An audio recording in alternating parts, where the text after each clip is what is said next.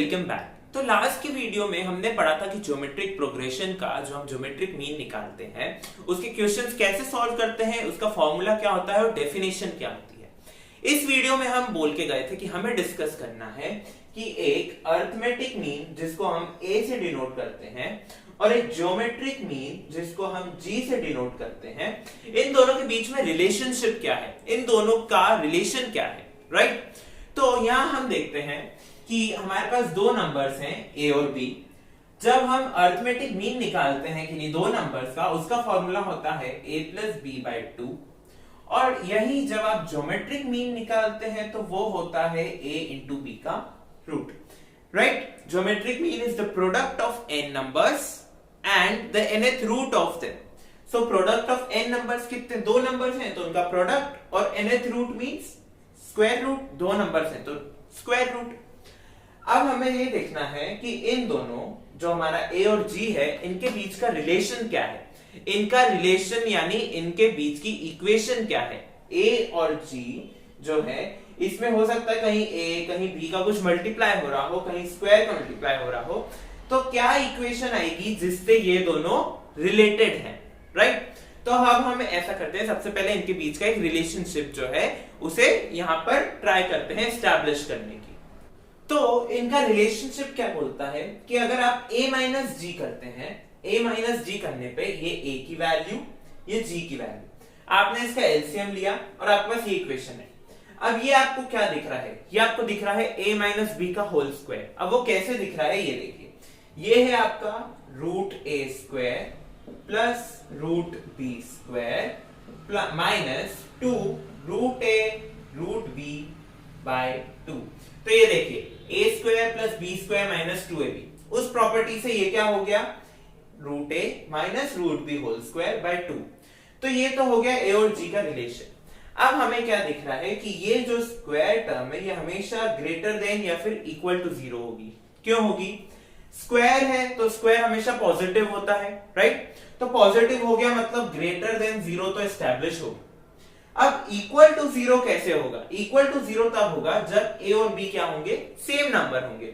Suppose 1 और 1, a और b 1 है तो 1 माइनस 1 0, राइट।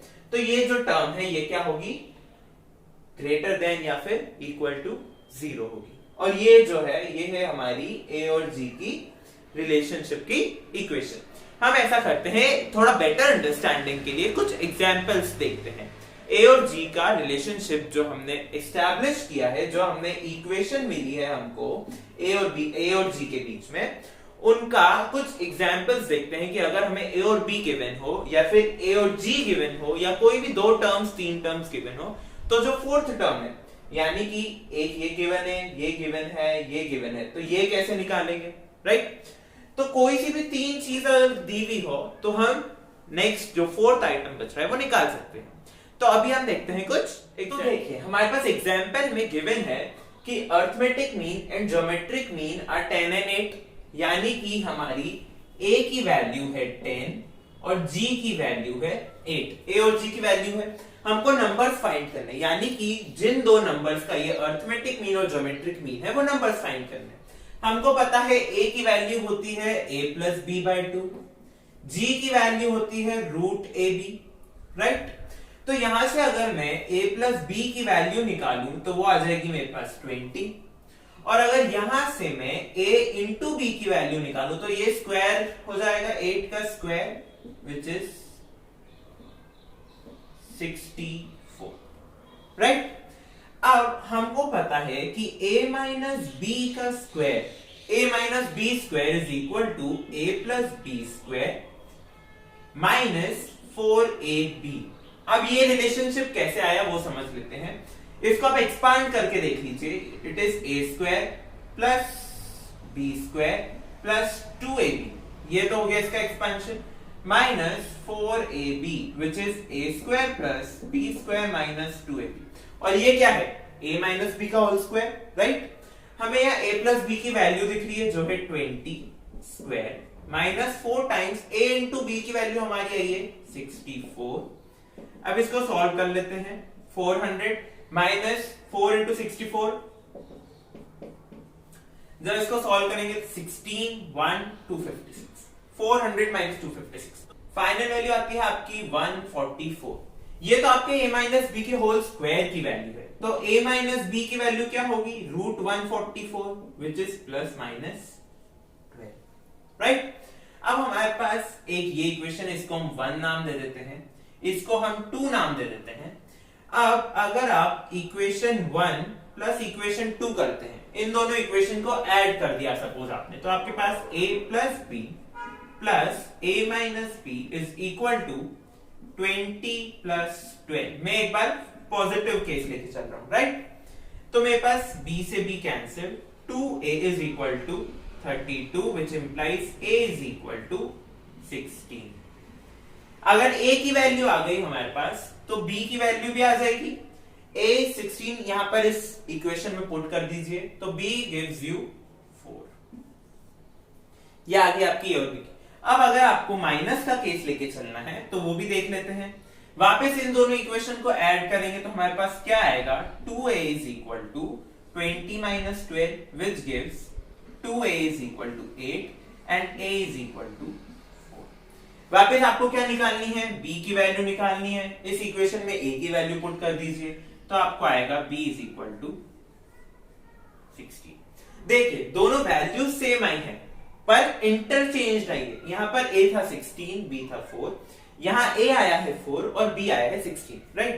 तो अगर मैं एक सीक्वेंस लिखना चाहूं जिसका ये अरिथमेटिक और ज्योमेट्रिक मीन है, तो या तो आप यहां पर और करके ये दोनों ही आंसर है, या आप लिख दीजिए the numbers are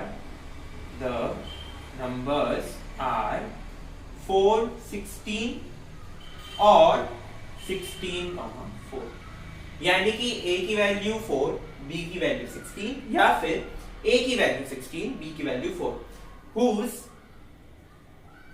whose arithmetic mean is 10 and geometric mean is 8।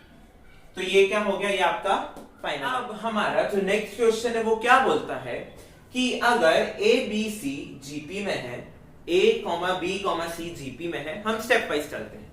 a b c अगर GP में है तो हमको क्या मिलता है कि b square is equal to a into c। अब ऐसा क्यों, हमको पता है geometric mean of two numbers is root ab which implies g square is equal to ab, right. तो किन्हीं दो नंबर्स के बीच का नंबर उनका ज्योमेट्रिक मीन होगा अगर GP में है सीक्वेंस। तो यहां पर हमें दिया हुआ है कि ये ABC GP में है, तो b, अब आप इसको रिप्लेस कर दीजिए, b is equal to root a into c, दो नंबर्स के बीच का नंबर। तो यहां से आपको क्या मिलता है, b square is equal to ac, right. तो ये इक्वेशन मैंने यहां लिखी है। अब हमें नेक्स्ट क्या दिखता है कि a to the power 1 by x is equal to b to the power 1 by y is equal to c to the power 1 by z। ये हमें गिवन सिचुएशन है क्या कि a की power 1 by x is equal to b की power 1 by y is equal to c की power 1 by z। हमें क्या प्रूव करना है कि x y z are in AP, यानी कि अगर मैं ये बता दूं कि y is equal to x plus z by 2, यानी कि y क्या है, इन दोनों का अरिथमेटिक मीन है, अगर मैं ये बता दूं तो मेरा क्वेश्चन सॉल्व हो जाएगा, राइट। तो ये सीक्वेंस काय में हो जाएगी, AP में हो जाएगी। तो सबसे पहले तो हम ऐसा करते हैं, हम गिवन वैल्यूज का यूज करते हैं। हमें दिया हुआ है b square is equal to ac। अब अगर मैं यहां पर इसकी वैल्यू इक्वल टू मान लू k, कोई एक कांस्टेंट है, कांस्टेंट, अगर तीनों इक्वल है तो मैं मान सकता हूं तीनों k के बराबर है। तो अगर मैं इनको a b c को k के टर्म्स में एक्सप्रेस करना चाहूं, राइट, तो मेरे पास क्या आ जाएगा, a is equal to k की power x, b is equal to k to the power y and c is equal to k to the power z।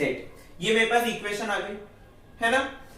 अब मेरे पास गिवन है कि ये मैंने निकाला है b square is equal to ac, right. तो यहां पर मैं इसकी वैल्यूज पुट कर देता हूं, k to the power 2y is equal to k to the power x into k to the power 5। अब हमें ये पता है कि अगर सेम बेस हो, यानी कि a to the power x into a to the power y is equal to a to the power x plus 1, अगर बेस इक्वल हो और मल्टीप्लिकेशन में हो तो पावर्स ऐड हो जाती है, राइट। तो वही मैं यहां यूज करूंगा k to the power x plus 1, k to the power 2y is equal to k to the power x plus 1। फिर अगर बेस सेम हो तो पावर्स अगर इक्वेशन इक्वल्स टू है तो पावर्स क्या होगी, इक्वल होगी। यहां से क्या मिला, 2y is equal to, sorry it's z, x z, c की वैल्यू है k to the power z। 2y is equal to x plus z, which implies y is equal to x plus z by 2, which implies x comma y comma z are in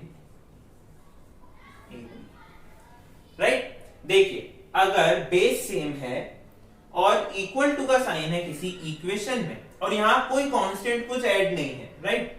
अगर base same है तो powers क्या होगी, equal होगी। तो यहां पर powers हमने इक्वेट कर दी, 2y is equal to x plus z, ये 2 इधर डिवाइड पे चल के y is equal to x plus z।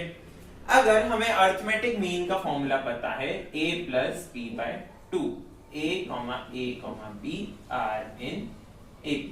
अगर ये AP में होती है तो a is equal to a plus b by 2 होता है। तो वही हमने यहाँ यूज किया कि x plus z by 2 अगर y के बराबर है, x plus z by 2 अगर y के बराबर है तो x y z काय में होंगे, AP।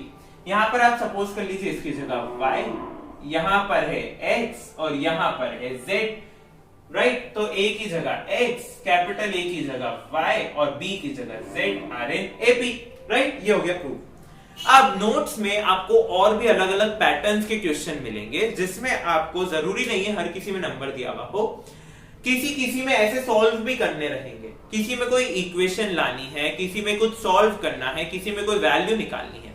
तो prefer the notes for better understanding and to know how to write the steps. Okay, तब तक के लिए thank you for watching and keep supporting and do like, share and subscribe our channel to get more videos and to get regular notifications.